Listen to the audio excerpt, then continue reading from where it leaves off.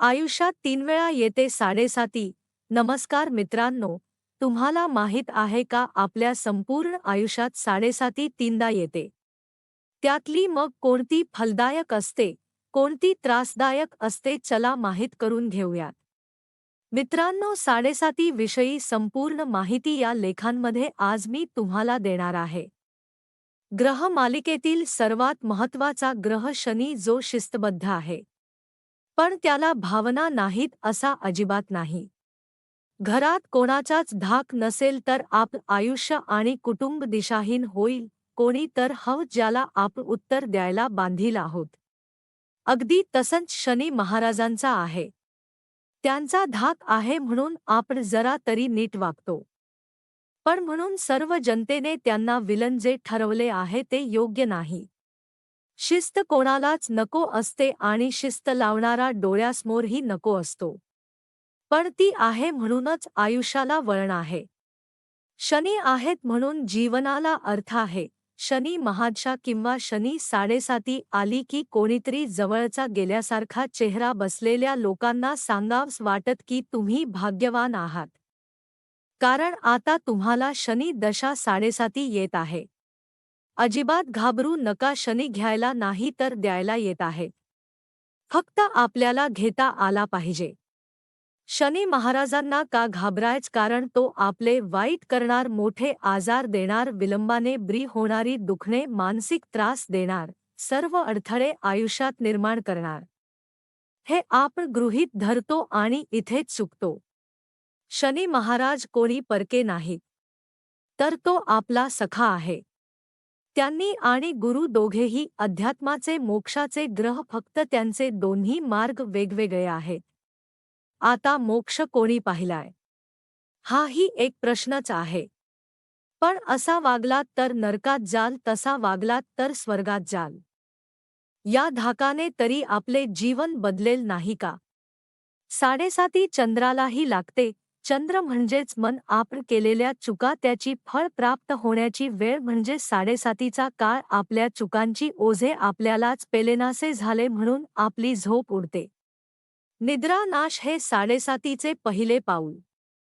शनी महाराज आपल्या चुकांची जाणीव करून देतात. त्यातून तुम्ही सुधारलात, त्या मान्य केल्यात आणि नीतीने वागलात, बरोबर, नाहीतर मग आहेस त्याचा दंड. आयुष्यभर आपण सतत दुसऱ्यांना दोष देत असतो. अर्धा आयुष्य आपण दुसऱ्यांना अक्कल शिकवण्यातच निघून जाते. पण आपल्या स्वतःच्या अवगुणांच काय? म्हणूनच साडेसाती म्हणजे आत्मपरीक्षण. आपल्या आज डोकावल तर वेगळ्याच विश्वाचे दर्शन घडेल. ते आपल्याला करायला शनी महाराज शिकवतात. शनी महादशा सडेसेटी. शनी जीवनाला वळण लावतो. संकट समरू आपला कोण हे दाखवणारा तो म्हणजे शनी. आपल्याला जगाची अगदी जवळून ओळख करून देणारा शनी महाराज. कष्टाची भाकरी किती गोड आहे आणि इतर मार्गाने मिळवलेले लक्ष्मी कशी निक्षिप्त आहे त्याची जाणीव करून देणारा सुद्धा शनी महाराज. अहंकार सगळ्यांना पाण्यात बघणारे व्यक्ती. त्यामुळे साडेसाती आली की एका मागून एक दणके बसायला लागतात, ज्याची कधीही शक्यता वर्तवली जात नाही. या गोष्टी प्रत्यक्षात घडायला लागतात आणि झोप उडते.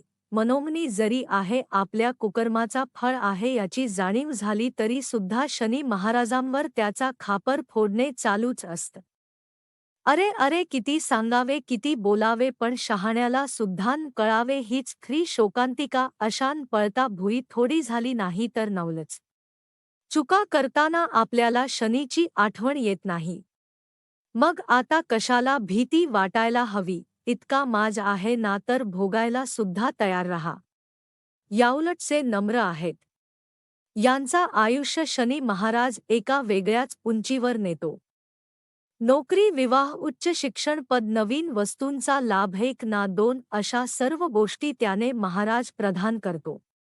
तेही मुक्त हस्ताने. हे बक्षीस असतं चांगल वागण्याच आणि पुढेही चांगल वागत राहण्याच. म्हणूनच शनीला कर्मफलदाता असे म्हटले आहे. जस कर्म तस फळ. आपला आजचा जन्म हे आप वास्तव असलं, पण या आधी सुद्धा आप अनेकदा जन्म घेतला आहे. हे खर, प्रत्येक जन्मात कर्म केले आहे. अर्थात चांगले किंवा वाईट त्या सर्वाचीच फळे भोगण्यासाठी मग पुढील जन्म घेत राहतो. म्हणूनच आता या सर्वांची जाणीव झाल्यावर तरी निदान उरलेला जन्म चांगली कर्म करण्यात घालूया. काय पटते का त्यांनी माझा अपमान केला, आता मी त्यांचा अपमान करणार ही शूनक कला आपली मोडली पाहिजे. जाऊ दे त्याचा कर्म त्याच्यापाशी, पण मी माझे कर्म आता वाढवणार नाही. असा विचार करून जीवन चुकीच्या गोष्टींपासून वाचवली पाहिजे. शनी महादशा, शनी महादशा सडेसेटी किंवा साडेसाती नाही आलं तरी आपण जगणं सोडतो का, श्वास घ्यायचा बंद करतो का नाही ना. उलट शनी साडेसाती महादशा आली तर उपासना वाढवावी. उत्तम उपासक शनी राहूच्या दहशतच तयार होतात. काही गोष्टी लक्षात ठेवण्यासारखे आहेत. त्या गोचरीचा शनी मूळ शनीवरून किंवा समोरून जाताना त्रासदायक परिस्थिती असते. अनेक आव्हाने समोर येत राहतात. त्यांनी जर पत्रिकेत श्रेष्ठ स्थानी असेल तर विलंबी आजार होतात आणि ते अगदी तुम्हाला स्मशानापर्यंत नेऊन पोचवतात. पण शिष्ट स्थान हे रोजच्या कर्माचे स्थान आहे. शनी तुमच्या कर्माचा हिशोब ठेवणार आहे. त्यामुळे तुम्ही रोजचे कर्म उत्तम केले तर शनीचा दुष्परिणाम कमी व्हायला मदत होते. अबालवृद्धांची सेवा, उपासना, आपलं काम, दान यासारख्या गोष्टी आपल्या आयुष्यात सुखकर करतात.